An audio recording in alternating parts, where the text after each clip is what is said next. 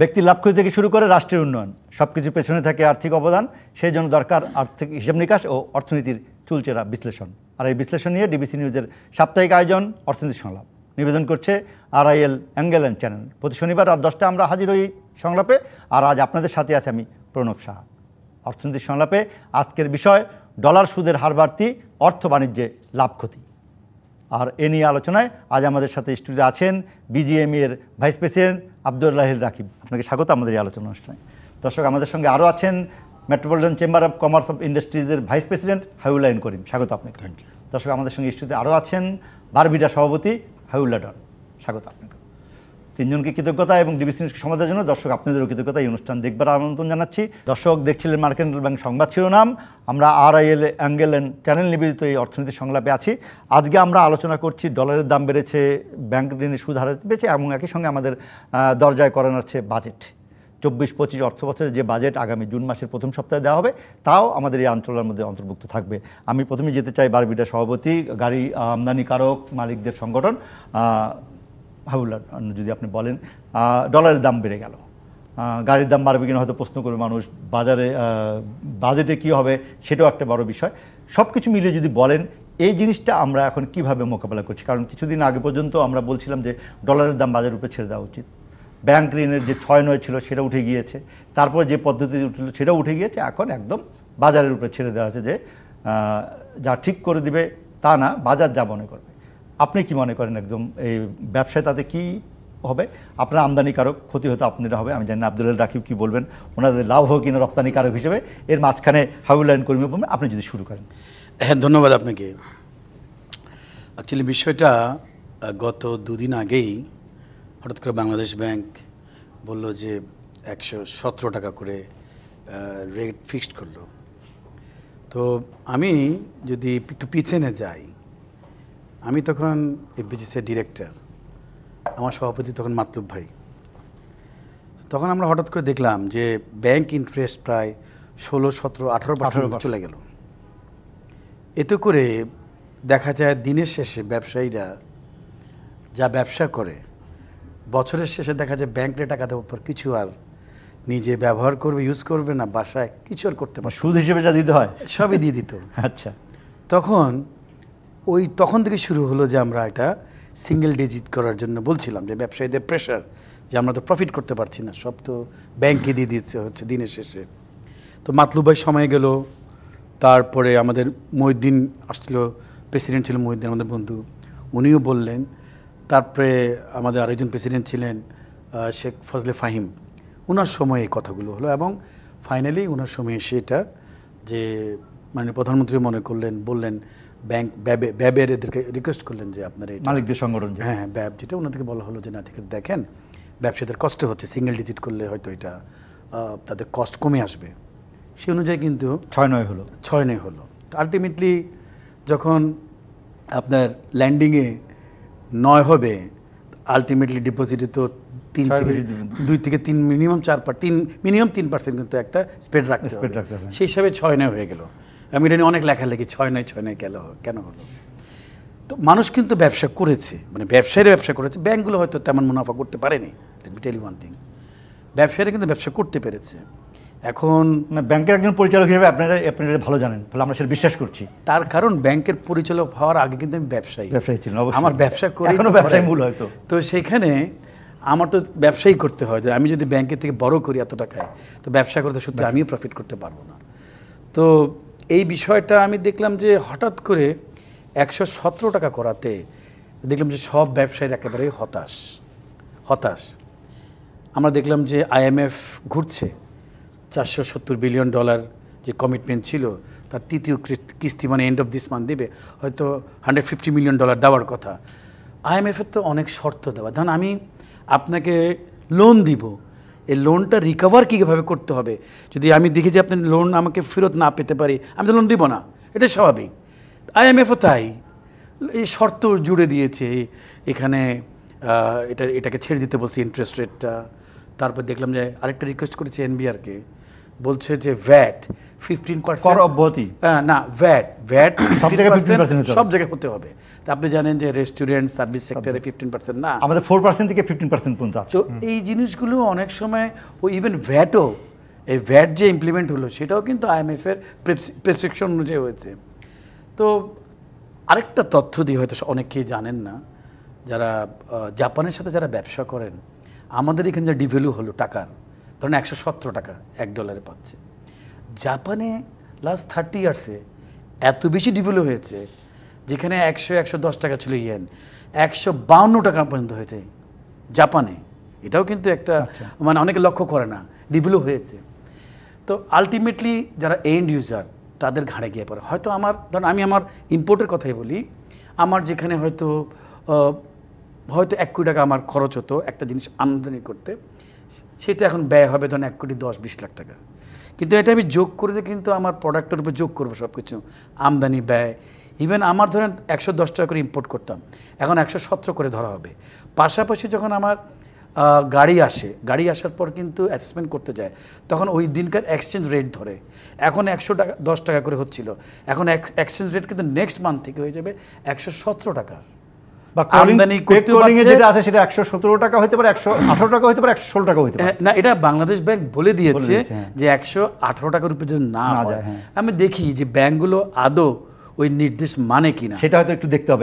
আমি তার আগে একটু শুনে আসতে চাই, আব্দুল্লাহ রাকিব আপনি আছেন, আপনারা আবার রপ্তানিকারক হিসাবে ইতিমধ্যে কথা হচ্ছে যে রপ্তানিকারকদের জন্য খুব সুবিধা হলো, আপনি যে $100 পাঠাতেন পণ্য, সেটা আপনি $100 পাঠালে, মানে 100 টাকার জিনিস পাঠালে এখন 117 টাকা পাবেন আপনি, যেমন ডলারের দাম তো বেড়ে গেল, যেটা আপনি 10 টাকা পেতেন আরও 60 টাকা প্রতি ডলারে আপনি বেশি পাবেন। তার মানে $100 আসলে আপনার 700 টাকা এমনি আপনার লাভ বেড়ে গেল।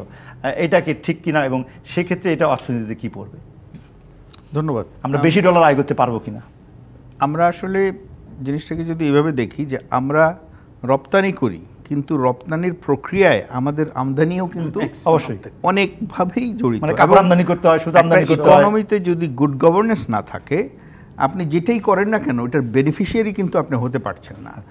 আমাদের যে ক্যাপিটাল ইনভেস্টমেন্ট বা আমাদের যে মেশিনারিজ, এটার দাম কিন্তু বেড়ে গেল, স্পেয়ার্স দাম কিন্তু বেড়ে গেল, এবং আলটিমেটলি আপনি যদি এই যে ইনফ্লেশন, এটার এফেক্ট যদি আপনি চিন্তা করেন, এটা বাড়ার সাথে সাথে আমার ট্রান্সপোর্ট কস্ট বাড়বে, আমার রিলেটেড বাড়ি ভাড়া বাড়ার সাথে সাথে ওয়ার্কার আবার বলবে যে ভাই বেতন তো বাড়িয়েছিলেন, আমি তো চলতে পারছি না।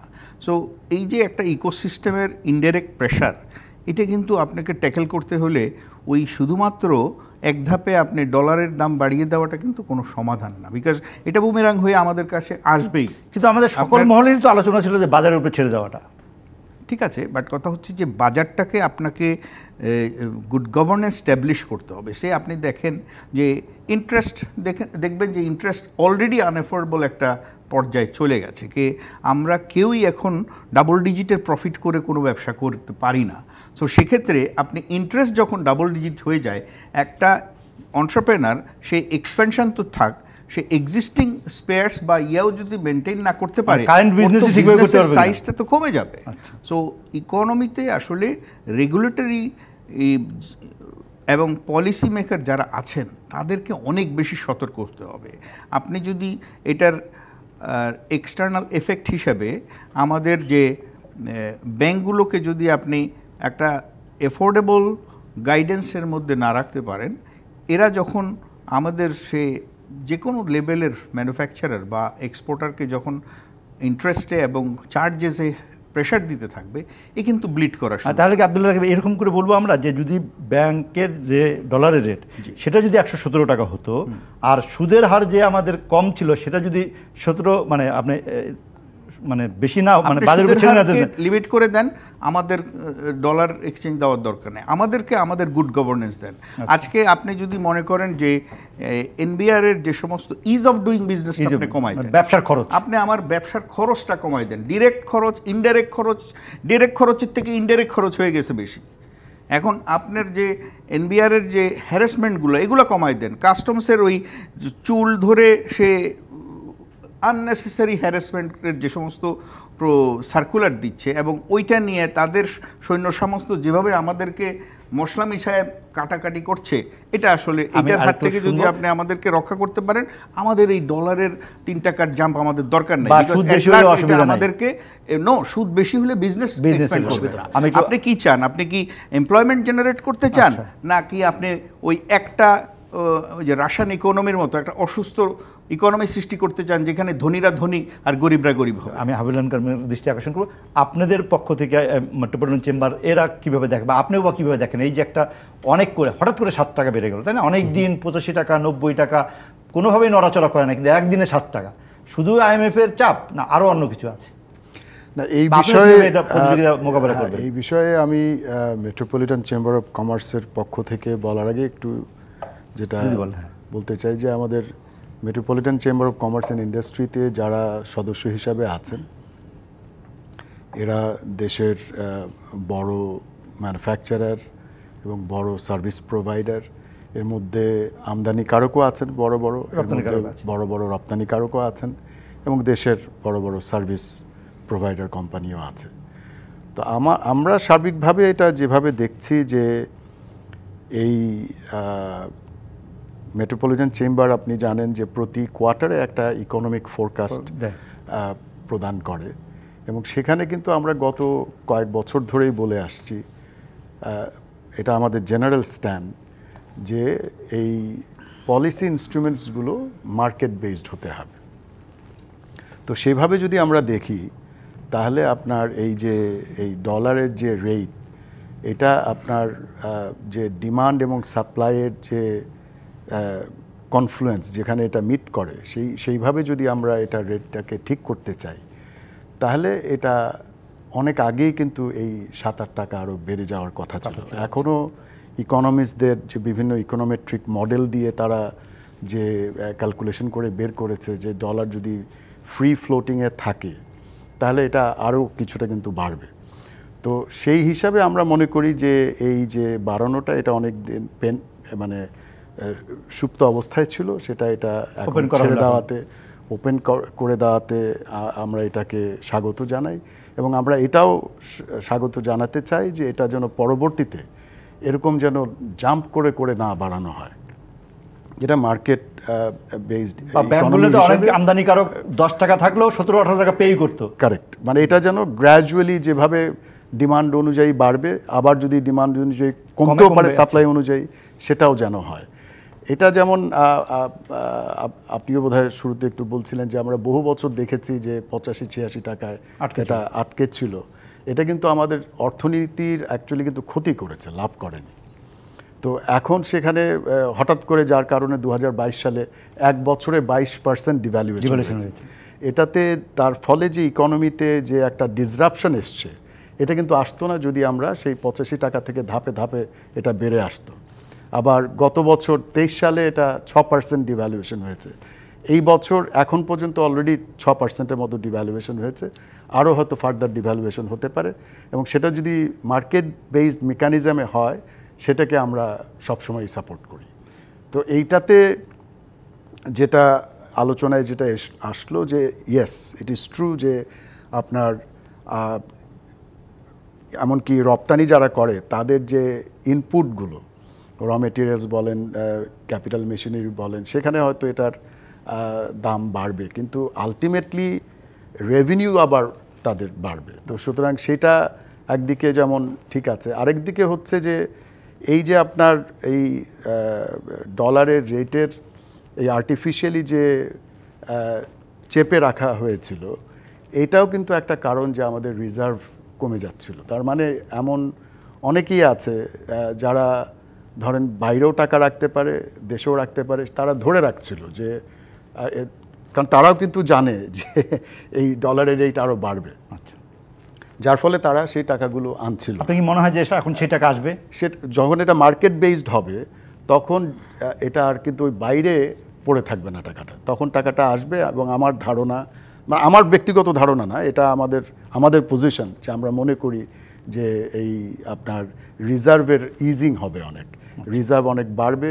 এবং ধরেন এই যে যারা আমাদের তো মূলত এই রিজার্ভ পজিশন নির্ভর করে আমাদের দেশের রেমিটেন্স যেটা আসে, ওয়েজ আর্নার্স রেমিটেন্স, রপ্তানিকারক, আর হচ্ছে আমাদের যেসব বাইরের ইনভেস্টমেন্ট বা বিভিন্ন যে Foreigner ডেভেলপমেন্ট investment আছে কিছু, তাদের কাছ থেকে যে টাকাগুলো ঋণ আছে, বিনিয়োগ পাই বা ঋণ পাই। তো এই তিনও জায়গায় কিন্তু এটার একটা পজিটিভ ডেভেলপমেন্ট আসবে। ওয়েজ আর্নার্সরাও তাদের টাকাটা ব্যাংকিং চ্যানেলের মাধ্যমে পাঠাতে তারা মোটিভেটেড হবে, রপ্তানিকারকরাও তারা ওই ডেফার্ড পেমেন্টে না গিয়ে সরাসরি। আপনি কি মনে হয়, আমি আব্দুল্লাহ রাকিবের কাছে আসবো, তার আগে আপনার কাছে শুনে আসি, এখন যদি কথা হয় যে আমরা তো $7 বাড়িয়ে দিলাম, জি, তাহলে আমরা রেমিটেন্স পাঠানো যারা তাদেরও এবং যারা রপ্তানিকারক আছে তাদেরকে আমরা তাদেরকে প্রণোদনা কেন দেবো 2.5%? না, প্রণোদনার বিষয়টা অন্য। প্রণোদনার বিষয়টা হচ্ছে যে এটা কিন্তু শুধু ডলারের রেটের সাথে সম্পর্কযুক্ত না।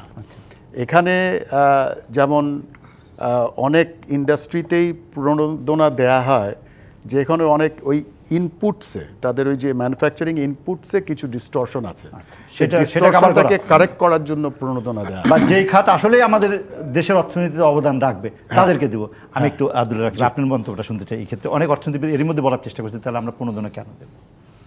আমার তো মনে হয় আগামী বাজেটে কি হবে বলছেন তাদেরকে নিয়ে বসা উচিত, যে তারা আসলে অর্থনীতি বলতে কি বুঝায়।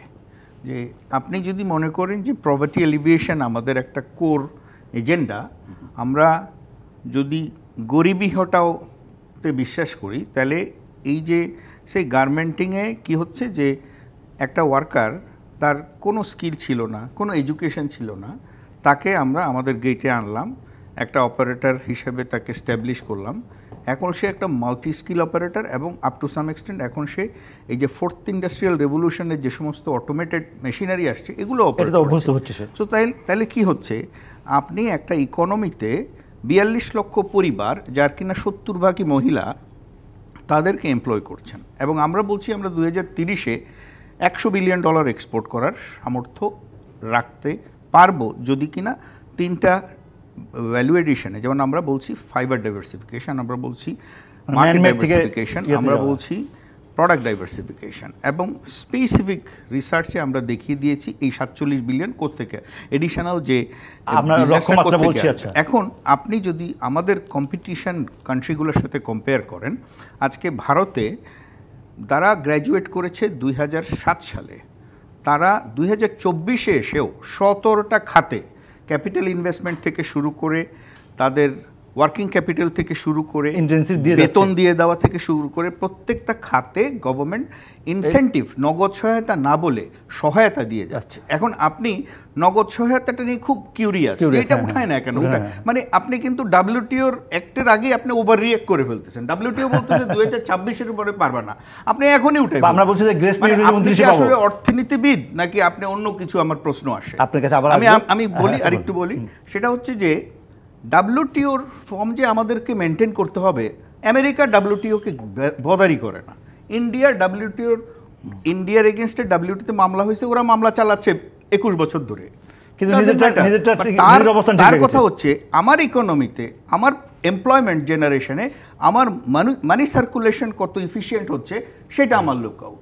আমার দেশের মানুষকে আমরা বলছি মধ্যম আয়ের দেশ হতে হবে। মধ্যম আয়ের দেশ হওয়ার জন্য যে সমস্ত ইন্ডেক্স আছে, এখানে অনেক কাজ করতে হবে, এবং একটা ইন্ডাস্ট্রিয়ালাইজেশন একটা দেশকে উপরের সেই জন্য আসলে আমি বলি আমরা কি দিচ্ছি আর আপনি আমাকে কি দিচ্ছেন। আমরা সোর্সে 1% কেটে রাখেন, সোর্সে 1% কেটে রাখা মানে আমার এফওবির উপরে কত আর আমার র মেটেরিয়ালের কত, আপনি ক্যালকুলেট করলে দেখবেন আমরা অলমোস্ট 17% টাকা আমাদের কাছ থেকে আপনারা কেটে রাখেন। আমি বলি ওই মানুষগুলোর উদ্দেশ্যে বলি যারা খুব ওই যে পরশ্রী কাতর টাইপের, যে কেন উঠানো হচ্ছে না, এদেরকে নিয়ে আসলে সেশন করা অবশ্যই। আমরা নিশ্চয়ই আলোচনা করবো।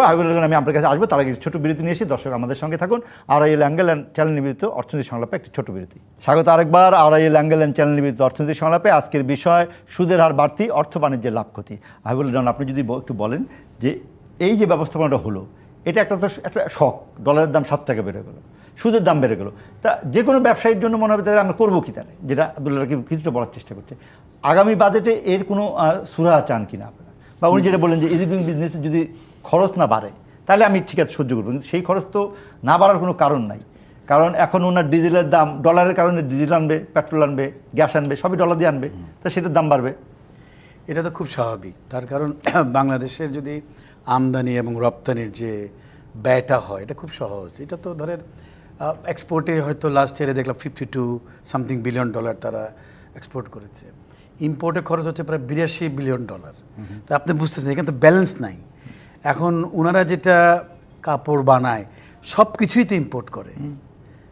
তবে ওনাদের কথাও বলি, আমরা কিন্তু ওন কোনো ব্র্যান্ড করতে পারি না কাপড়ের, মানুষেরটাই বানাইতেছে সারা জীবন। কিন্তু ওরা ওই H&M, জারা, বাংলাদেশে কিন্তু কোনো নিজেরা কোনো ব্র্যান্ড করতে পারি না কোনো কাপড়ের, ওই বানাইতে দিচ্ছি। এটাই হয়তো আমাদের ভাগ্যে এটাই আছে, জানি না কবে হবে যে অন্যটাই বানাচ্ছি অন্যটাই বানাচ্ছি। হ্যাঁ, কিছু টেইলারিং আর কিছু না, কিন্তু নিজেরা কোনো ব্র্যান্ড করতে পারি না। যেটা বলছেন যে ডলারে এই অবস্থার মধ্যে আমি একটা জিনিস চিন্তা করছি, তার কারণ হলো 117 টাকা। উনি কারেক্টলি বলেছেন, দীর্ঘদিন কিন্তু 86 টাকা ছিল। এটাকে আসলে জোর করে চাপায় রাখার দরকার ছিল না, ছেড়ে দিলে গ্র্যাজুয়ালি বাড়লে এটা হয়তো স্টেবল হয়ে যেত। এখন বিষয়টা 117 টাকা বাংলাদেশ ব্যাংক বলেছে যে ঠিক আছে, এটা হয়তো অন্যান্য ব্যাংকগুলো হয়তো মানবে, বলছে 1 টাকার বেশি না। কিন্তু কার্ব মার্কেটে আমি দেখলাম বৃহস্পতিবারে, আজকেই পত্রিকায় পড়ছিলাম 125 টাকা, একজন মানুষ খুঁজতে গেছে 125 টাকা। সো যদি ব্যাংকিং রেট থেকে কার মার্কেটে 8 টাকা, 10 টাকা, 12 টাকা বেড়ে যায়, ডিফারেন্স থাকে, আমি কীভাবে আশা করবো আমার আবার আমরা গোয়েন্দা সংস্থা পাঠাবো? একটু বলি দাদা, তাহলে আমি কীভাবে আশা করি আমার বিদেশে আমার যে ভাইটি চাকরি করছেন উনি ব্যাংকে 2.5% ইনসেন্টিভ কিংবা 3%, 3.5% দিলেও তার তো পোষাচ্ছে না, ওটার কাছাকাছি আসতেছে না। ওই বাচ্চারা তার $1 থেকে $2,000 পাঠাবে, সেই পাঠালে দেখেছে 2-3 টাকা বেশি পাচ্ছে, এটা তার কাছে অনেক বেশি। পাশাপাশি দেখা যাচ্ছে যে সে হুন্ডিতে পাঠাচ্ছে, বাসায় যে টাকাটা দিয়ে দিচ্ছে, ওনার বাসা থেকে যে ব্যাংকে যাবে ওই ভাড়াটাও লাগছে না। এখানে কিন্তু অনেক বড় চ্যালেঞ্জ। আমি বলতে চাই গভর্নমেন্ট কিন্তু চেষ্টা করছে বিভিন্ন রকম প্রক্রিয়া করে ডলারের রেটটা কীভাবে স্টেবল করা যায়। 4টা রেট ছিল, এটাকে কীভাবে কাছাকাছি একটা রেটে আনা যায়, এক্সপোর্টে একটা, ইম্পোর্টে একটা, কার মার্কেটে একটা, সব কিছু মিলে কিন্তু আমি মনে করি যে একটা লেজে গোবরের অবস্থা আছে। এবং যেটা করলেন সেটাও দেরি করে করলেন। প্রত্যাশাইটা হয়তো, কেননা আমরা তো ব্যবসায়ীরা, আমরা তো আশা ছাড়বো না। যে অবস্থায় আছি, যেটা বললেন যে 117 টাকা করেছে, ইলেকট্রিসিটির উপরে প্রেশার হবে, আমরা তো ইম্পোর্ট বেস কান্ট্রি। ধর আমি যদি আমার গাড়ি ধরি, বাড়বে স্বাভাবিক কথা এটা। তারপরে অন্য যেসব আইটেম ইম্পোর্ট করা হয় সেগুলোও বাড়বে। চিন্তার বিষয় হলো যে আমরা গাড়ির দাম ডলারে বাড়বে, তারপরে যদি সরকার রাজস্ব আয় বাড়ানোর জন্য, কারণ আপনি একটু IMF-এর কথা বলছিলেন, তাদের ব্যাপক চাপ আছে যে রাজস্ব আয় বাড়াতে হবে, তাহলে যদি সেইখানে গাড়ির উপরে যদি ডিউটিও দেন আবার, তাহলে তো এটা আরও বেশি বাড়বে। প্রণব ভাই, গাড়িতে আপনার সর্বোচ্চ ডিউটি আছে 826%। সেটা বড় লোকদেরটা, গরিবদেরটা 300%। তাও 300, এই পার্সেন্টেজ ওয়ার্ল্ডে কোথাও নাই। যেসব দেশে গাড়ি ম্যানুফ্যাকচার করে ওইসব দেশে কিন্তু পাশাপাশি আমদানি হয়। সব দেশে ম্যানুফ্যাকচারিং এবং আমদানির ক্ষেত্রে কোথাও 800% নাই সর্বোচ্চ। আমরা গাড়ি বানাবো না, বানালাম না কেন একটু সেটা তো এবার আসি, গাড়ি আর কাপড় বানানো এক না। একটা গাড়ি ম্যানুফ্যাকচার করতে প্রায় 20,000 কম্পোনেন্ট লাগে। ওয়ার্ল্ডে অনেক দেশ আছে, ধরেন তার মধ্যে সাকসেস হয়েছে 4 থেকে 5টা দেশ, সেটা হলো জার্মানি, তারপরে চায়না, আমেরিকা আর জাপান। এই 4-5টা দেশ। আর ম্যাক্সিমাম কিন্তু জানেন আউটসোর্সিং করে, আর বডি সবাই বানাতে পারে। গাড়ি বানানো is not a matter of joke, যেন আমি জুতা বানাই ফেললাম, কাপড় বানাই ফেললাম। আমরা এরপরে ইলেকট্রনিক ভেহিকেলের কথা শুনবো আপনার কাছে, সেটা আমদানি করে আমাদেরকে কমে দেওয়া যাবে কিনা।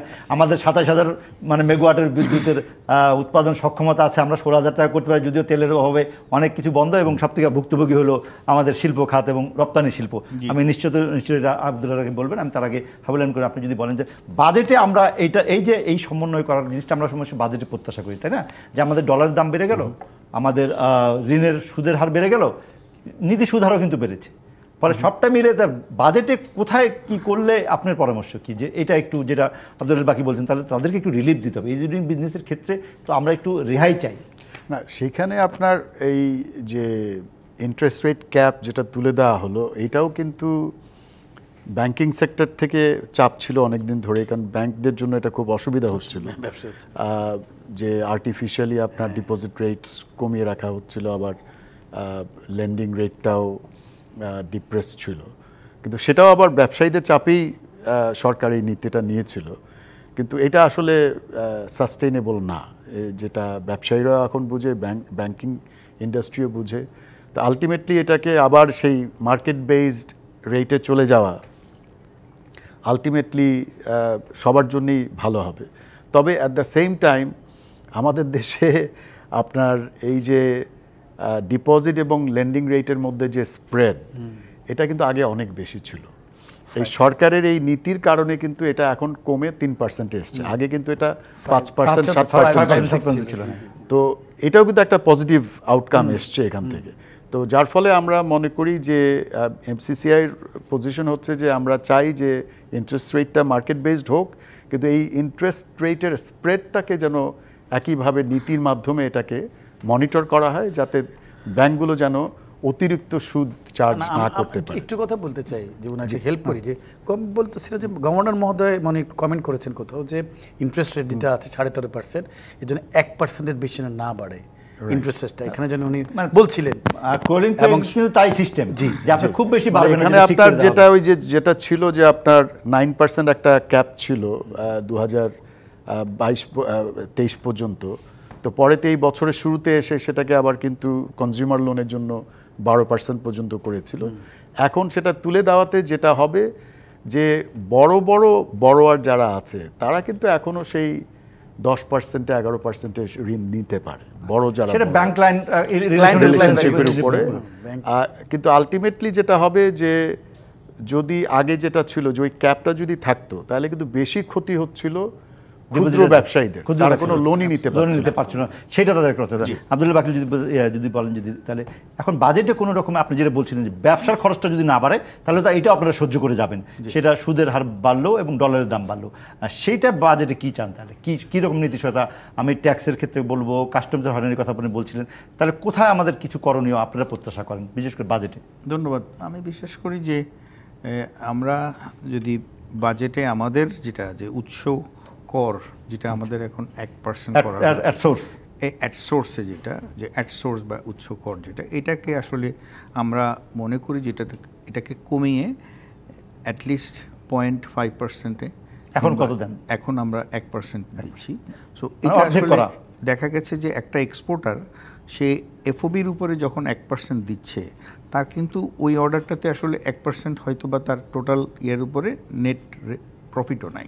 হ্যাঁ, এখন এটার যে আমার কথা হচ্ছে যে এক্সপোর্টের পরে আপনি আমার ট্যাক্স ধরবেন, ট্যাক্স ধরে আমার সমস্ত আয় ব্যয় ধরে আমাকে প্রপারলি আপনি ট্যাক্স, আপনি যেটা দিচ্ছেন সেটা তো অ্যাডজাস্ট হবে, আপনি না অ্যাডজাস্ট হচ্ছে না তো। আচ্ছা, সেটা যদি মানে বলা হয়তো যে সেটাই final settlement, that would work, but সেটা কিন্তু হচ্ছে না। তাহলে এটা কর ব্যবস্থাপনা আপনি কি করছেন? আমার ট্যাক্সিং সিস্টেমটা এমনই কমপ্লিকেটেড যে আমি এক্সপোর্ট পারপাসেই অমুকের কাছ থেকে যখন কিনছি ওর উপরে আপনি ট্যাক্স দিচ্ছেন, 3টা লেয়ারের ট্যাক্স হয়ে 45% ট্যাক্স হয়ে যাচ্ছে, এরপরে আবার আপনি আমাকে ট্যাক্স করছেন। সো আসলে বিজনেসটা যদি আপনি টিকিয়ে রাখতে হয়, এইটাকে আপনি এফোর্ডেবল ডিজাইনিংয়ে আনতে হবে। 1 2 নম্বর হচ্ছে যে আমরা যে ইজ অফ ডুইং বিজনেসে আমাদের প্রত্যেকটা অর্গানাইজেশনকে বিজনেস অ্যাকুমেনশিপ থাকতে হবে এবং এখানে এক্সপার্ট ডেভেলপ করতে হবে, যে বিজনেসকে না বুঝে, বিজনেসকে we have to understand, not to misunderstand.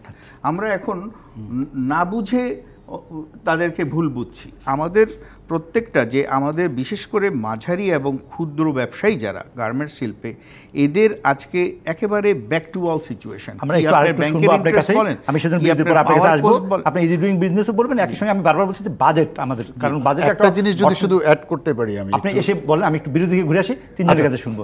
দর্শক, আমাদের একটু ছোট্ট বিরতি। স্বাগত আরও একবার আড়াই ল্যাঙ্গেল চ্যানেল বিরতি অর্থনীতির সংলাপে। আব্দুল রাকিব, আপনি বলছিলেন যে এখন তাহলে ট্যাক্সের কথা বলছিলেন আপনি, তা বাজেটে যদি এই ট্যাক্স ব্যবস্থাপনার একটা বড় ত্রুটির কথা আপনি তুলে নেন, সেটা যদি ঠিক হয় তাহলে আপনারা এটা নিয়ে হয়তো চলতে পারবেন, সেরকম আপনি তার সুপারিশ কি, মানে বাজেটে কী করতে হবে? আপনি দেখেন যে আমাদের যে ট্যাক্সিং সিস্টেমটা কতটাই ব্যবসা বান্ধব না। আমাদের বেশ কিছু ফ্যাক্টরি মালিক আছে যারা হয়তো বা সিক হয়ে গেছে, তাদের এখন ব্যাংকের লিমিট ব্লক হয়ে আছে। এরা প্রায় এরকম 300-400 ফ্যাক্টরি আছে যারা এক্সপোর্ট করে, তাদের সাব কন্ট্রাক্ট করে। আচ্ছা, এখন আপনি দেখছেন সাব কন্ট্রাক্টের উপর ভ্যাট দিতে হবে কেন রে ভাই? আমি তো ওটা এক্সপোর্ট করব, আমি এটার উপরে যদি ভ্যাট দিতে হয়, মানে এটি কোন ধরনের ইয়া? তারপরে যেই ইনসেন্টিভটা আমরা পাই, সাবকন্ট্রাক্টর সার্ভিসে আপনি ভ্যাট দিবেন না। আপনি দেখেন না যে কারণ হচ্ছে যে ও তাকে যখন আমি এক্সপোর্টে করছি, তাকে তো আমি ডলারে করছি, তো সেক্ষেত্রে তাকে আপনি তো এলসির মাধ্যমে করছেন, তার পেমেন্টটাকে আপনি এটা থেকে কি আপনি তো ইকোসিস্টেম গ্রো করতে হবে। আপনি যদি প্রত্যেক পরতে পরতে কাটতে যান, তো জিনিসটা তো ভিজিবল না হইলে তখন আর এক্সিস্ট করবে না। হ্যাঁ, তারপরে ধরেন আমাদের যে ইনসেন্টিভ দেওয়া হয়, এটার উপরেও আবার আমাদেরকে 10% ট্যাক্স দিতে হয়। আচ্ছা, তো আপনি সহায়তা করতেছেন, আবার সহায়তার উপরে আপনি ট্যাক্স কাটবেন, মানে 2.5 টাকা ইনসেন্টিভ দিলে আপনাকে 2 টাকা 50% ট্যাক্স দিতে এবং হয়। ওইটার মানে ফর্মাল ট্যাক্স হলো আপনার এবং ইনফর্মাল, আর যেটা ইজ অফ ডুইং বিজনেসের কথা তো ওইখানে কার থেকে কত নিতে পারে সেটার ব্যবস্থা তো আছেই। তো এইটা তাহলে আপনারা চাচ্ছেন যে এই বাজেটের ট্যাক্সেশনের একটা বড় ধরনের সংস্কার দরকার, কিন্তু আমাদের IMF যাদের চাপে আমরা ডলারের দাম বাড়ালাম, সুদ বাড়ালাম, তারা বলছে যে ট্যাক্স এক্সাম্পশন দেওয়া যাবে না এবং রাজস্ব আদায় বাড়াতে হবে। আপনি রাজস্ব আয় বাড়াতে আপনি ট্যাক্স জিডিপি করেন না, আপনি নাম্বার অফ ফাইল বাড়ান না। আপনি যেই মুরগি আপনাকে ডিম দিচ্ছে, সেই মুরগিকে মেরে আপনি ডিম বের করতেছেন, বাট পরে আপনি কোথায় যাবেন?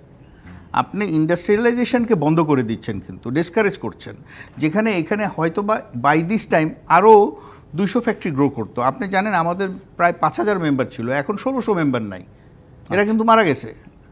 হ্যাঁ, শুধুমাত্র যারা টিকে আছে, কারো লোন বাড়ছে, কারো ওই মেশিন নতুন করে কেউ গার্মেন্টস ব্যবসা করতে যাচ্ছে না, কোনো পরিবেশই তো নাই। হাবিলুল করিম যদি বলেন এই যে ট্যাক্স জিডিপির ব্যবসার কথা বলছি, এবং আমি এবার ব্যাপক চাপ আপনি নিশ্চয়ই লক্ষ্য করেছেন যে কর অব্যাহতিটা তারা একদমই বিরোধিতা করছে IMF, এবং এনবিআরও কিন্তু প্রস্তুতি নিচ্ছে যে কোথা থেকে কর অব্যাহতি, বিশেষ করে আজকে হয়তো আলোচনার সুযোগ নাই, আইটি খাতকেও কিন্তু তারা করের মধ্যে আমরা, যেটা একদমই এই সাল শেষ হয়ে যাচ্ছে, তাই না?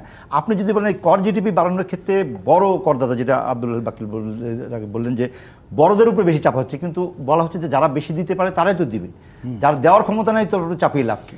না, এটা ঠিক বড়দের উপরে না, যেটা হচ্ছে যে যারা নন ট্যাক্স পেয়ার তাদের উপরেই চাপ দেওয়া হচ্ছে আরও ট্যাক্স দেওয়ার জন্য। যেটা আমি সম্পূর্ণ একমত যে যেটা বললেন উনি, যে আমাদের ট্যাক্স নেটটাকে বাড়াতে হবে, এবং এটা যে হাউসহোল্ড ইনকাম সার্ভে বা হাউসহোল্ড এক্সপেন্ডিচার সার্ভে যেটা করা হয়েছিল আজ থেকে প্রায় 10 বছর আগে, তখনই দেখা গেছে যে দেশের প্রায় 30% পপুলেশন ট্যাক্স নেটের মধ্যে থাকার কথা হাউসহোল্ড এক্সপেন্ডিচার সার্ভের উপরে। তো সেইখানে আমরা 30%-এর জায়গায় এখন পর্যন্ত 10%কেও আমরা করের আওতায় আনতে পারেনি। এটা একটা বিষয়। তো এখানে এটা একটা জায়গা, এখন ট্যাক্স নেট বাড়াতে হলে পরে হয়তো আমার ধারণা যে যারা এনবিআর ফিল্ডে কাজ করে তাদেরকে আরও কষ্ট করতে হবে, সে কষ্টটা তারা করতে চায় না। আমি জানি না ঠিক কী কারণে তারা বাড়াতে পারছে না, হয়তো আরও তাদের অন্যান্য অসুবিধা থাকতে পারে, কিন্তু আমার মনে হয় যে ট্যাক্স নেট বাড়ানো ছাড়া উপায় নাই। তাছাড়া এইটা একটা ডিস্টরশন ক্রিয়েট করবে যে যারা ট্যাক্স দিচ্ছে তাদেরকে আমি বারে বারে ট্যাক্স বাড়ানো চাপের মধ্যে রাখছি, আর যারা ট্যাক্স দিচ্ছে না, যেমন আমি একটা উদাহরণ হিসেবে বলি আপনাকে, যে যেমন ধরেন যে দোকানটা দেখাচ্ছে তার অ্যানুয়াল রেভিনিউ 80 লাখ টাকা বা 90 লাখ টাকা, সে শুধু প্যাকেজ একটা ভ্যাট দিচ্ছে বছরে 30,000 টাকা, আর কোনো ভ্যাট সে কালেক্ট করতে হচ্ছে না। তার পাশেই হয়তো আরেকটা দোকান আছে, তার হয়তো অ্যানুয়াল রেভিনিউ 1 কোটি টাকা বা 1 কোটি 20 লাখ টাকা, তাকে কিন্তু ওই 15% ভ্যাট তাকে চার্জ করতে হচ্ছে। তাহলে এখানে কিন্তু একটা বড় ধরনের ডিস্টরশন হয়ে গেল, যে এটা কিন্তু থাকা ঠিক না। তাহলে এদেরকেও এই ভ্যাটের আওতায় আনা দরকার, কিন্তু সেই জায়গাটায় যেটা হচ্ছে যে এই যে 15% ভ্যাটের কথা বলা হচ্ছে যে সমানভাবে সব জায়গায় আরোপ করা হোক, আসলে আমার মনে হয় এখানেও কিছু বোঝার কিছু ভুল আছে। আসলে ভ্যাট তো হচ্ছে আপনার it's a full value chain tax, service যেখানে আপনার ভ্যালু এডিশন হবে সেখানেই আপনার এই ট্যাক্সটা দিতে হবে। তো সেই ক্ষেত্রে আলটিমেট ইনসিডেন্স হচ্ছে 15%। এখন যদি পুরো ভ্যালু চেইনের পুরো রেকর্ড যদি আপনার কাছে থাকে, তাহলে ইচ স্টেজে যে ভ্যালু অ্যাডিশন হচ্ছে তার উপরে যে ট্যাক্সটা আসে, এটা হয়তো কোনো ক্ষেত্রে 4% হবে, কোনো ক্ষেত্রে 6% হবে, কোনো ক্ষেত্রে পুরো 15% হবে না টোটালটা অ্যাড করলে আপনার 15% হবে। কিন্তু আমাদের দেশে যেটা হয় এই ভ্যালু চেইনের এই ডকুমেন্টেশনগুলো ঠিক থাকে না দেখে এরকম সেই জন্য আমরা ইলেকট্রনিক ক্যাশ রেজিস্টার বলি, ইলেকট্রনিক অনেক কিছু করে আপনার কিন্তু সেটা কাজ হয় না। ওই যে ট্রাঙ্কেটেড রেট হিসেবে তখন 5% 6% নিতে হয়। কিন্তু আরেকটা জিনিস আমি একটু আমার মনে হয় একটু না বললে আমার মনে ক্লিয়ার হবে না, এই যে এক্সপোর্ট ইনসেন্টিভ যেটা এখন আইটি সেক্টরও পায়, বিভিন্ন ম্যানুফ্যাকচারিং সেক্টর পায়, এইটা আমাদের যখন গ্র্যাজুয়েশন হবে 2026 সালে তখন এটা তুলে দিতে হবে। মানে সেটা তুলে দিতে হলে পরে যেটা আমার মনে হয় সরকারিভাবে যেটা তারা যেই পলিসিতে এগোচ্ছে, যে তাহলে এখন থেকে আমরা প্রতি বছরই কিছু কিছু করে কমিয়ে দেব, একবারে তুলে দিবে না। সেইটা যে 10% যে পাবে তাকে হয়তো এই বছর 8% দিবে, পরের বছর 5% দিবে, তারপরে গিয়ে হয়তো সেটার অভিঘাত কোথায় পড়বে যদি এইটা করতে থাকি আমরা, যদি এই ভ্যাটের ক্ষেত্রে? না, আমি ওনার কথাটা যোগ করি। ইনফ্যাক্ট ভ্যাটের ব্যাপারটা তো, ভ্যাট এবং ট্যাক্সের ব্যাপারে ব্যবসায়ীরা একেবারে অস্থির অবস্থায় আছে। একে হলো কাস্টমের যন্ত্রণা, কাস্টমে যেই উৎপাদ করা হচ্ছে সেটা নজিরবিহীন, ব্যবসায়ীরা কিন্তু দিশারা হয়ে গেছে।